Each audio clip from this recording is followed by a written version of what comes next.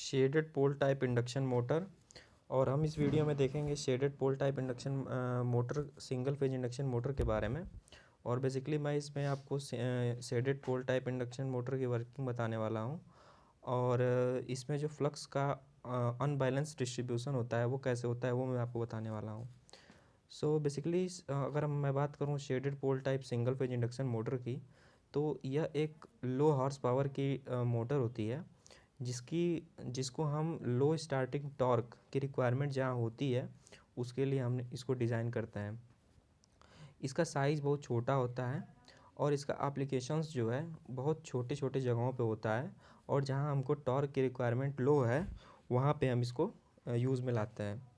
जैसे कि मैंने यहाँ पे इसके एप्लीकेशंस लिखे हुए हैं, एग्जॉस्ट फैन, रिले, और जैसे कि हेयर ड्रायर और टेबल फैंस, इसमें हम इसको यूज़ करते हैं shaded pole type induction motor को।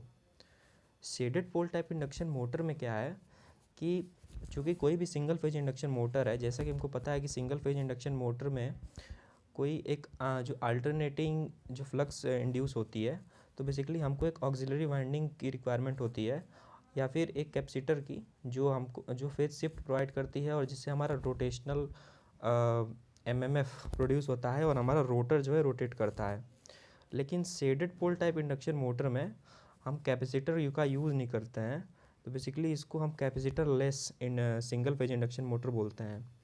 अब जहाँ कैपेसिटर का हम यूज़ करते हैं, तो हमको जैसे पता है कि किसी भी सिंगल फेज इंडक्शन मोटर में कैपेसिटर का जब यूज़ करेंगे तो वहाँ पे हम एक सेंट्रीफ्यूगल स्विच का यूज़ करते हैं, जिसका फेलियर होने का चांसेस होता है किसी भी सिंगल फेज इंडक्शन मोटर में when we are using a capacitor, single capacitor और two capacitors, it doesn't matter. But in case of capacitor, a centrifugal switch is required. So in case of shaded pole type induction motor, there is no requirement of capacitor. So basically this is called a capacitor less single phase induction motor. Now अब मैं आपको बताने वाला हूँ कि इसमें जो rotor है वो हमारा स्क्वायरल केज टाइप ही रोटर का यूज़ करते हैं। इसमें भी स्क्वायरल केज टाइप रोटर की क्वालिटी ये होती है कि ये काफ़ी रोबस्ट होती है, और चूँकि इसके यूज़ से हमारा पावर फैक्टर इम्प्रूव करता है, और बेसिकली इसमें किसी भी इसको कहीं भी हम यूज़ कर सकते हैं, इवन पॉल्यूटिंग एरियाज़ में भी। सो बेसिकली मैंने यहाँ पे इसके एडवांटेजेस लिखे हुए हैं shaded pole type induction motor के, सिंगल फेज इंडक्शन मोटर के।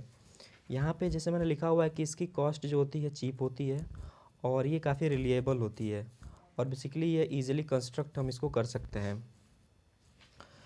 और ये एक्सट्रीमली रग्ड इन नेचर होती है, यानी कि जैसे कि मैंने आपको बता ही दिया। और इसके बाद इसमें सेंट्रीफ्यूगल स्विच की रिक्वायरमेंट नहीं होती है, जो कि इसका एक बहुत ही बड़ा एडवांटेज है। क्योंकि सेंट्रीफ्यूगल स्विच में क्या होता है कि उसके फेलर होने के चांसेस काफ़ी ज़्यादा होते हैं, क्योंकि वो ऑटोमेटिक किसी भी स्टार्टिंग वाइंडिंग को हमारी मेन वाइंडिंग से अलग कर देता है। तो उसमें क्या होता है कि ऐसा करने में हो सकता है कि अनबैलेंस की कंडीशन में हो सकता है उसके फेलर के चांसेस बढ़ जाते हैं, लेकिन इसमें ऐसा नहीं होता है। तो बेसिकली इसका यूज़ हम लो स्टार्टिंग टॉर्क के लिए करते हैं, स्मॉल पर्पज़ के लिए करते हैं। Small purpose in the sense कि टॉयज़ में भी हम इसका यूज़ करते हैं, क्योंकि इसका जो स्टार्टिंग टॉर्क है लो होता है। तो अब मैं बात करने वाला हूँ इसकी वर्किंग के बारे में। तो जैसा कि आप यहाँ पे देख सकते हैं, यह एक 4 पोल का shaded pole type induction motor है। इसमें ये एक इसका रोटर लगा हुआ है जो स्क्वायरल केज टाइप रोटर है। और इसमें क्या है कि जो हमने ये पोल्स यूज़ किए हैं ये प्रोजेक्टेड टाइप पोल्स हैं। प्रोजेक्टेड टाइप पोल्स की मैकेनिकल कैपेबिलिटी तो लो होती है, लेकिन बेसिकली हमारी रिक्वायरमेंट यहाँ पे लो स्टार्टिंग टॉर्क की है, तो हम यहाँ पे प्रोजेक्टेड पोल्स का यूज़ करेंगे। सो यहाँ पे जो मैंने पोल्स यूज़ किया हुआ है, यहाँ पे जैसे कि ये जो वाइंडिंग है इसको हम एक्साइटेशन वाइंडिंग बोलते हैं, जो कि नॉर्मल पोल्स पे हम करते हैं उसके ऊपर। और इसमें क्या करते हैं कि पोल्स में हम एक स्ट्रिप लगा देते हैं प्रोजेक्टेड पोल्स पे, और इस पर हम कॉपर की वाइंडिंग का यूज़ करते हैं, जिसका इंडक्टेंस काफ़ी हाई होता है और रेजिस्टेंस काफ़ी लो होता है।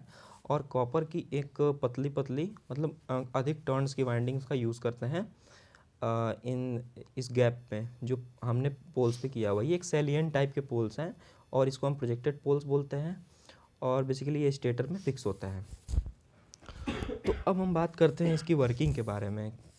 तो वर्किंग पे अगर हम देखें, तो जैसे कि यहाँ पे हमने ये 3 कंडीशंस हैं ये जो पीपीटी है ये BL थरेजा बुक से ली गई है। सो बेसिकली यहाँ पे अगर हम देखें एक्साइटिंग कॉयल है ये, तो ये हमारी एक्साइटिंग कॉयल है।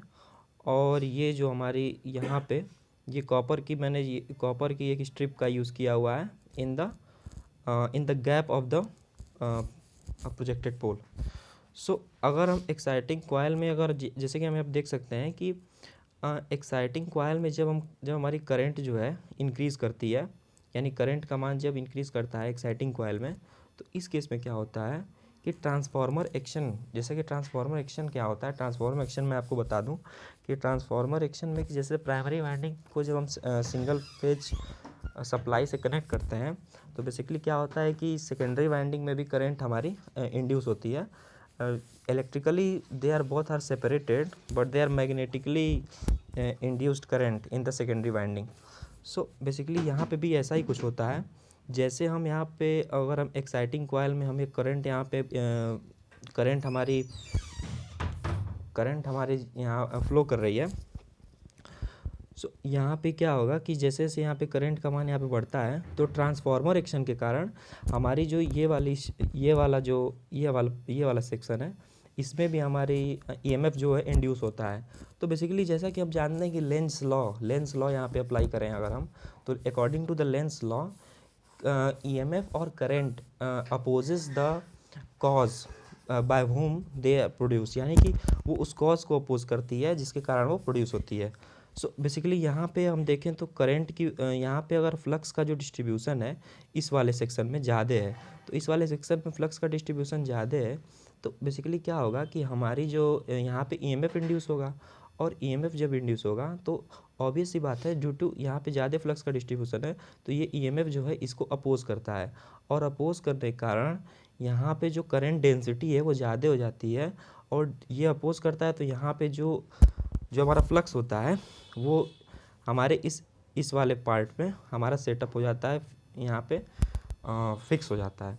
सो ये तो हमारी जो एक्साइटिंग करंट है वो जब अपने पीक पे पहुँचती है, तो बेसिकली इस कंडीशन में क्या होता है कि हमारा जो फ्लक्स है वो फ्लक्स तो ये हमारे पीक पे ही डिस्ट्रीब्यूटेड होता है, इसके फेस पे डिस्ट्रीब्यूटेड होता है, और इसके वजह से जो है हमारे इस जो हमारी स्ट्रिप है ये कॉपर की, इस पे किसी भी टाइप का कोई करंट इंड्यूस नहीं होता है, क्योंकि इस केस में क्या है कि हमारी जो एक्साइटिंग करंट है वो अपने पीक को अचीव कर चुकी है।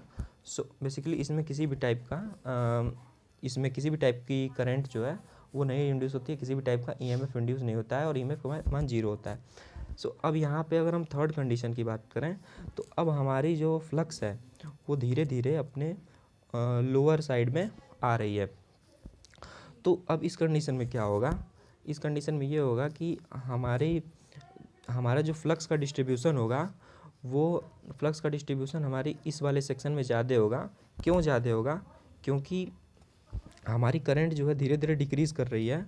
सो बेसिकली हमको पता है कि जब यहाँ पे करंट की वैल्यू घट रही है, तो ड्यू टू लेंस लॉ इसमें क्या है कि इसकी रजिस्टिविटी हाई है, मैंने आपको जैसे बताया, सॉरी रजिस्टिविटी इंडक्टेंस इसका हाई है, और ये रेजिस्टेंस कम है, तो बेसिकली लेंस लॉ के अकॉर्डिंग ये उस कॉज का अपोज करेगी जिसके कारण ये प्रोड्यूस हो रही है इसमें। तो ये इसमें क्या होगा कि फ्लक्स का डिस्ट्रीब्यूशन जो होगा मैक्सिमम होगा इस केस में, तो हमारा जो फ्लक्स है वो इस केस में मैक्सिमम डिस्ट्रीब्यूट होगा।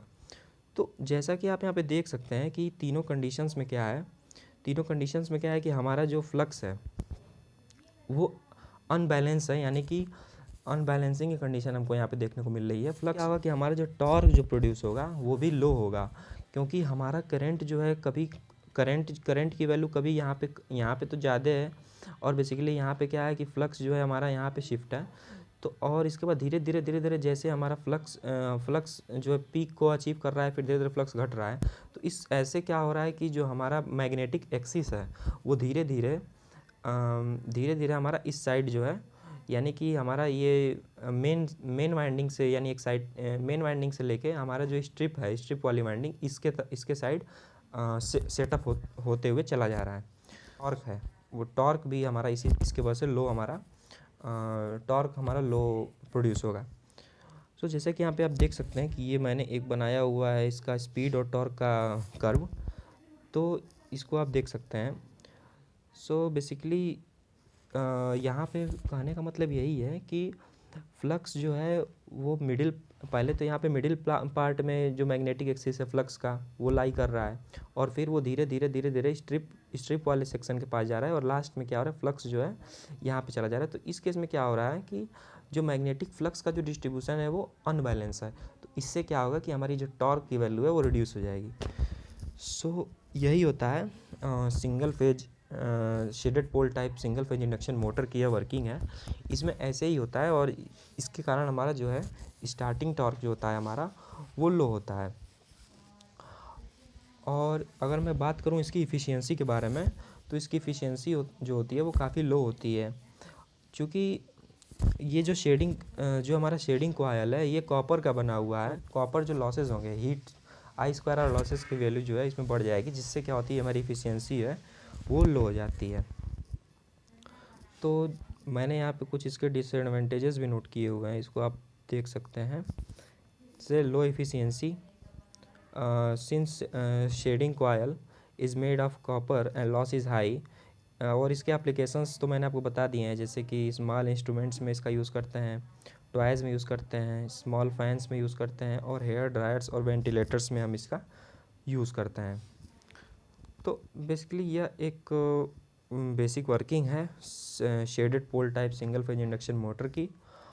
और इसमें जैसे कि मैं अगर आपको बेसिकली अगर ओवरव्यू अगर एक समरी बता दूं, तो इसमें यही है कि हमारा जो पोल्स जो हम यूज़ कर रहे हैं, जो 4 पोल की अगर हमारी मशीन है तो उसके जो पोल्स हैं वो प्रोजेक्टेड रहेंगे, और उसमें क्या होगा कि जो हमारी एक शेडिंग कॉइल लगाएंगे जो कि कॉपर की बनी रहती है, उससे हमारा क्या होगा उसका एक अलग फ्लक्स हमारा बनता है, और उसके बाद जो हमारी मेन जो हमारा पोल है उससे हमारा एक अलग फ्लक्स बनता है, मेन पोल से अलग फ्लक्स बनता है, और हमारा जो शेडिंग वाला पार्ट है इससे अलग फ्लक्स बनता है, जो कि एक दूसरे का अपोज करते हैं, और उन दोनों के बीच में एक डिफरेंस क्रिएट होता है।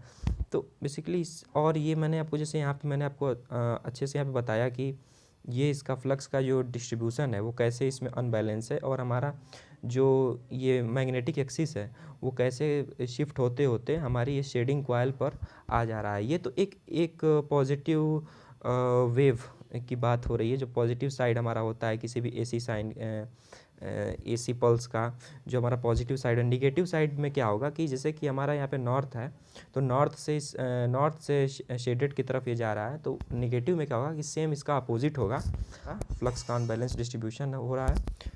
सो तो इस वीडियो में इतना ही, that's all and very very thank you.